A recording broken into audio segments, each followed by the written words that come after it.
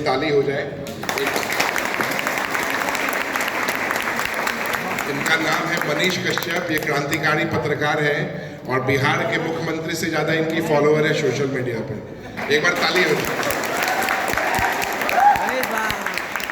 और बहुत सारे पत्रकार मित्र हमारे हैं। हमारे भाई अभिषेक पांडे जी भी हैं यहाँ पे, वो आए हैं। मनीष जी छोटे जगह से आप जैसे आप कहीं अपने घर से निकलते हैं, जैसे सुशांत निकले थे, मनीष जी वैसे ही छोटे जगह से निकल के आज भी गांव में जो उनका घर है वो आप समझिए कि जो खपड़े का घर होता है बिहार में जैसे बोलते हैं, उस घर से। और जो मुकाम इन्होंने पाए, आप सारे जो यूथ, आप सारे जो नौजवान हैं, उनके कारण, उनके सपोर्ट से आज यहाँ पे हैं। और आज समझिए कि सुशांत के ट्रिब्यूट के लिए ये बिहार में कहीं अलग रिपोर्टिंग कर रहे थे और एक फ़ोन कॉल पे उन्होंने बोला कि नहीं, ये बिहार की बात है और ये आए हैं। और हम लोग सबको गर्व होता है कि ये वहाँ से यहाँ पे पहुँच के उन्होंने अपना मुकाम, अपना नाम बनाया है। और जैसे सुशांत एक जर्नी को फील्ड के क्षेत्र में छोड़ गए हैं, उसी को मुझे लगता है कि मनीष कश्यप पत्रकारिता के क्षेत्र में आगे लेके जाएंगे। ये हम सब लोगों का साथ उनको रहेगा। हमारे एक और पत्रकार भाई हैं अभिषेक पांडे जी। ये है तो हमारे पड़ोसी राज्य उत्तर प्रदेश से, और उत्तर प्रदेश और बिहार एक है। ये भी छोटे जगह से आके, जहाँ भदोही से ये है, वहाँ पे जितने स्कूल, हर बच्चों का साल में निःशुल्क शिक्षा की व्यवस्था, बॉम्बे में रह के भी ये कोशिश करते हैं कि वहाँ पे हर साल कुछ ना कुछ काम करें। और देखिए कि ये कितना अच्छा माहौल है कि समाज में एक दूसरे की मदद के साथ सब लोग आगे बढ़ते हैं। तो अभिषेक भाई के लिए भी मैं चाहूँगा कि सब तालियां बजाएं। और मैं चाहूँगा कि मनीष कुछ वर्ड बोले, फिर अभिषेक भाई, उसके बाद हम प्रोग्राम आगे स्टार्ट करें। सबसे पहले तो मैं कहना चाहता हूं कि यहाँ पे अगर हम लोग इकट्ठा हुए हैं तो सुशांत सिंह राजपूत के लिए, उनको इंसाफ दिलाने के लिए। और अगर आज उनको इंसाफ नहीं मिलता है तो छोटे से गांव से सपना को अपने दिल में लेकर आगे बढ़ने वाला हर एक वो युवा जिसके जीवन में अगर इस प्रकार का हादसा हो जाएगा तो उसको इंसाफ नहीं मिलेगा। तो ये भारत जो है उसे सिर्फ और सिर्फ 5% लोग चलाते हैं, जिसे एलिट क्लास कहा जाता है, वीआईपी क्लास कहा जाता है। उसमें एक्टर होते हैं, प्रोड्यूसर होते हैं, डायरेक्टर होते हैं, पॉलिटिशियन होते हैं, सेलिब्रिटी होते हैं, बिजनेसमैन होते हैं, ऐसा कहा जाता है। लेकिन इस भारत को चलाते वो लोग हैं, बनाते वो 95% लोग हैं जो गरीब घर से बिलोंग करते हैं, गरीब तबका से बिलोंग करते हैं, गांव से आते हैं, मेहनत करते हैं, मजदूरी करते हैं। जरूरी दोनों की है भारत को। वो 5% जो भारत को चलाते हैं और वो 95% जो भारत को बनाते हैं। लेकिन बाबा साहब अम्बेडकर ने अगर कानून लिखा था तो वो दोनों के लिए बराबर लिखा था। जो 5% लोग अमीर लोग हैं, अडानी की भी जरूरत है, अंबानी की भी जरूरत है, राहुल गांधी की भी जरूरत है, मोदी की भी जरूरत है, तो सुशांत सिंह राजपूत की भी जरूरत है। अगर उन लोगों को इंसाफ मिल सकता है, उन लोगों की बातें हो सकती है, तो फिर सुशांत सिंह राजपूत को क्यों नहीं इंसाफ मिल सकता है? सुशांत सिंह राजपूत की बातें क्यों नहीं होती है? सुशांत सिंह राजपूत के नाम के पीछे अगर कपूर लगा रहता, गांधी लगा रहता, अंबानी लगा रहता, अडानी लगा रहता, मोदी लगा रहता, तो शायद जो है अगर इनका कोई अपराधी पुलिस को नहीं भी मिलता तो 10 को पकड़ के पुलिस जेल में डाल दिया होता कि यही है अपराधी लोग, भारत के लोग, अब शांत हो जाओ। सही है कि नहीं है? लेकिन पूरे भारत के लोगों को पता है कि आखिर दोषी कौन है और किस वजह से इन्होंने आत्महत्या किया या हत्या हुआ, जो भी है। मैं ये नहीं कहता हूं कि इनका हत्या हुआ और मैं ये भी नहीं कहता हूं कि इन्होंने आत्महत्या किया। जो भी है वजह सबको पता है, लेकिन सजा नहीं मिला। मैं अपने बारे में यहाँ पे एक शब्द भी नहीं बोलूंगा कि मैं कहां से आया हूं, क्या हूं, कैसे हूं। मैं सिर्फ और सिर्फ इनको इंसाफ दिलाने के लिए बोलूंगा। भैया का फोन आया मेरे पास और भैया ने बोला कि व्हाट्सएप चेक कीजिए। मैंने चेक किया तो 2 फ्लाइट का टिकट था। जो सच है वो मैं बताऊंगा, झूठ नहीं बोलूंगा। 2 फ्लाइट का टिकट था। भैया बोले कि 21 तारीख को कार्यक्रम है सुशांत सिंह राजपूत के लिए, हम लोगों ने एक प्रार्थना सभा रखा है। बॉलीवुड में एक छोटा सा भी कलाकार का अगर देहांत होता है किसी भी कारणवश, अगर बीमारी से या किसी भी कारणवश, तो उनके लिए प्रार्थना सभा रखा जाता है। सुशांत सिंह राजपूत एक उभरता हुआ कलाकार, टैलेंटेड कलाकार, 11 फिल्म, जिसमें से 7 फिल्म उनका ब्लॉकबस्टर था। पहला ही फिल्म, फर्स्ट फिल्म जो क्रिटिक्स होते हैं उन्होंने भी सराहा था और फाइनेंशियल रूप से भी वो बढ़िया फिल्म था। काई कोचे बिजनेस भी किया था, कमर्शियल भी था और 4.5 स्टार रेटिंग भी मिला था उस फिल्म को। शायद ही किसी स्टार के साथ ऐसा हुआ होगा कि उसकी फर्स्ट फिल्म जो है कमर्शियली सक्सेसफुल हुई होगी और 4.5 स्टार रेटिंग भी मिला होगा। ये सुशांत सिंह राजपूत का वो फिल्म था, काई कोचे। वहां से जब इन्होंने शुरुआत किया, बहुत सारे लोगों को लगा कि ये तो गांव का लड़का है, सपना लेके मुंबई में कैसे स्टार बन सकता है, और उसके सपने को दफन कर दिया गया। आज अगर सुशांत सिंह राजपूत का सपना का दफन हुआ है, तो कल अगर गांव से कोई भी मुंबई महानगर में आता है, अपने टैलेंट को लेके आगे बढ़ने का प्रयास करेगा, उसके सपना को दफन किया जाएगा।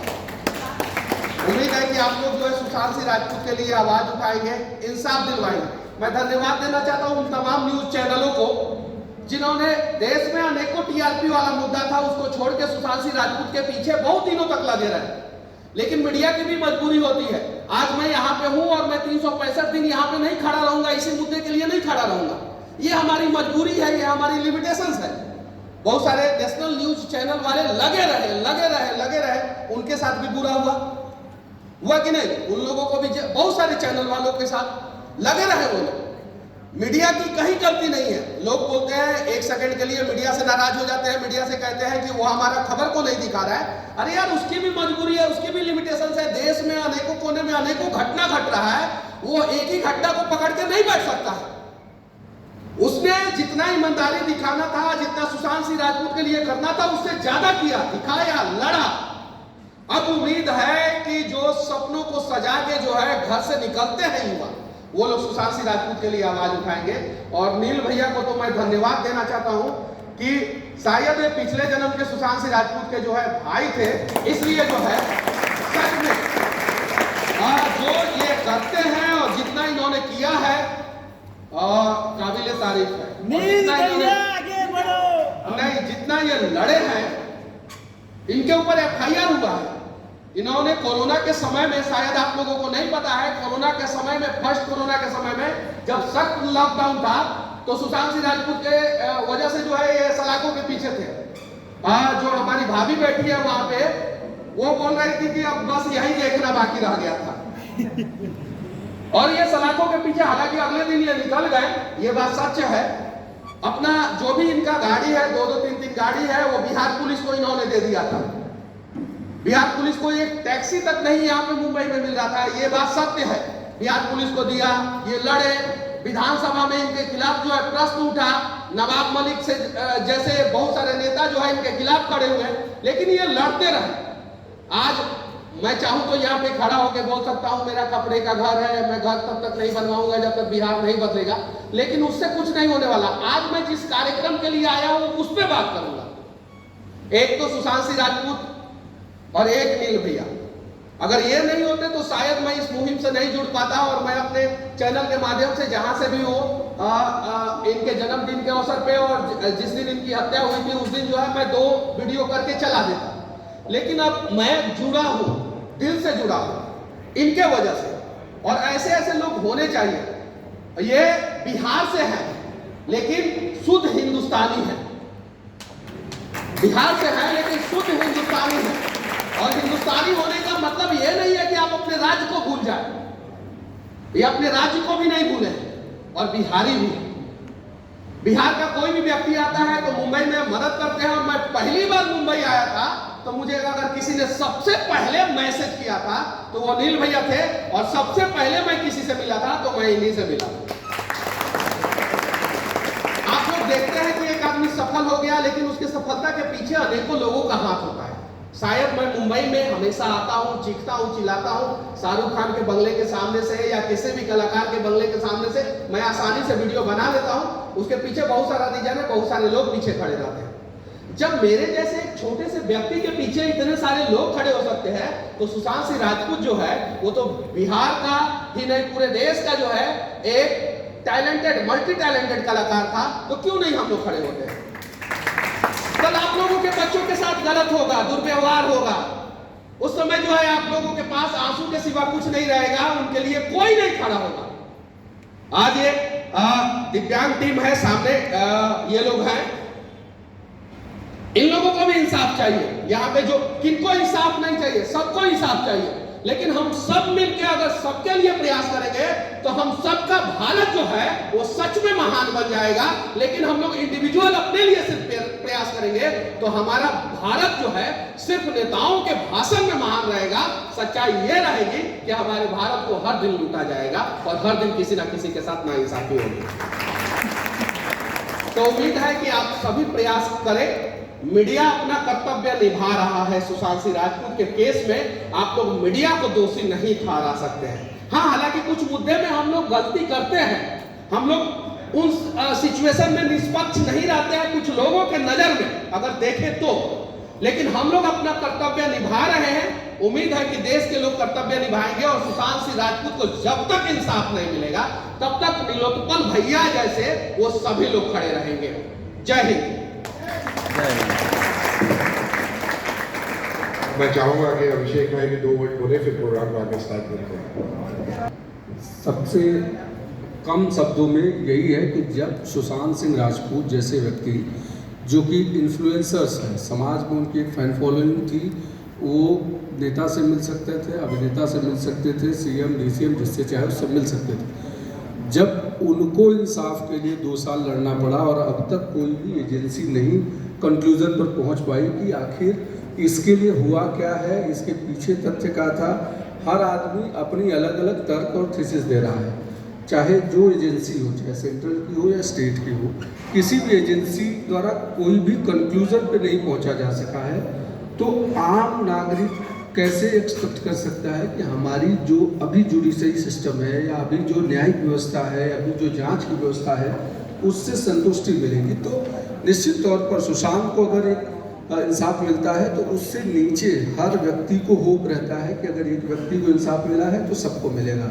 लेकिन जब सुशांत सिंह जैसे इन्फ्लुएंसर्स को अब तक कोई इंसाफ नहीं मिल पाया है तो निश्चित तौर पर हमारी जांच एजेंसियां कहीं न कहीं राजनीतिक पचड़े में फंस गई है, राजनीतिक एजेंडा सेट कर रही हैं, चाहे सेंट्रल का एजेंडा सेट कर रही हो, चाहे स्टेट का एजेंडा सेट कर रही हो, किसी का भी कर रही हो। लेकिन जांच एजेंसियों को जिस तरीके से काम करना चाहिए, मुझे लगता है उसमें कहीं न कहीं कुछ न कुछ भूमिका संदिग्ध रही है, क्योंकि अब तक किसी कंक्लूजन पर न पहुंचना इतनी बड़ी बड़ी एजेंसियों का निश्चित तौर पर सबको सवाल खड़ा करती है कि आखिर 2-2.5 साल हो गया। सीबीआई अमूमन होता क्या है कि जब 2 लोगों में झगड़ा होता है या 2 लोगों में किसी भी तरीके की किसी की हत्या होती है तो लोग कहते हैं ये मामला सीबीआई को जाना चाहिए तभी हमको न्याय मिलेगा। लेकिन मामला जब सीबीआई को चला गया उसके बाद भी 1.5-2 साल लग गया। अब तक सीबीआई ने ये नहीं कहा कि उनकी हत्या थी कि आत्महत्या थी, कि इसके पीछे क्या लॉजिक था, क्या तर्क था। हर दिन एक नया वीडियो सामने आता है, एक नई चीज़ सामने आती है, नया तर्क सामने आता है। तो आने वाले समय में जांच एजेंसियों को और मजबूत बनाने की ज़रूरत है हमारी सरकारों को, और उसमें इन्फ्लुएंस कम करने की ज़रूरत है, दबाव कम करने की ज़रूरत। तभी किसी व्यक्ति को इंसाफ मिल जाएगा, चाहे वो ठेले वाला हो, पटरी वाला हो या सुशांत सिंह राजपूत हो, कोई भी व्यक्ति हो। इंसान इंसान है, क्योंकि वोट की कीमत अंबानी की भी एक है, वोट की कीमत ठेले वाले की भी एक ही है। एक ही वोट से वो हर व्यक्ति का चुनाव करता है। तो ऐसे में सबको जांच एजेंसियों को मजबूत करने को लेकर के भी थोड़ा सा काम करने की ज़रूरत है, क्योंकि अकेले सुशांत की बात नहीं है, देश भर में इतने तमाम सारे ऐसे मामले हैं, लाखों मामले जो पेंडिंग पड़े हैं, जिन पर काम ही नहीं हो रहा है। तो हर व्यक्ति को सुशांत, आज हम सुशांत के लिए खड़े हैं तो इसलिए खड़े हैं क्योंकि इन्फ्लुएंसर्स रहे, सुशांत के चाहने वाले हैं, उनके फैंस हैं, उनका फैमिली बैकग्राउंड है, उनके यहाँ फॉलोअर्स हैं, इतनी फिल्में की हैं, चीज़ें हैं, सब कुछ है। लेकिन अभी हम लोगों को सुशांत तो प्रायोरिटी है, लेकिन हमको ये भी देखना पड़ेगा कि आने वाले समय में इस तरीके की केसेस जब भी हों, हमारी जांच एजेंसियों के पास जाए तो राजनीति का शिकार ना हो। बस इतना कहना चाहूँगा। धन्यवाद।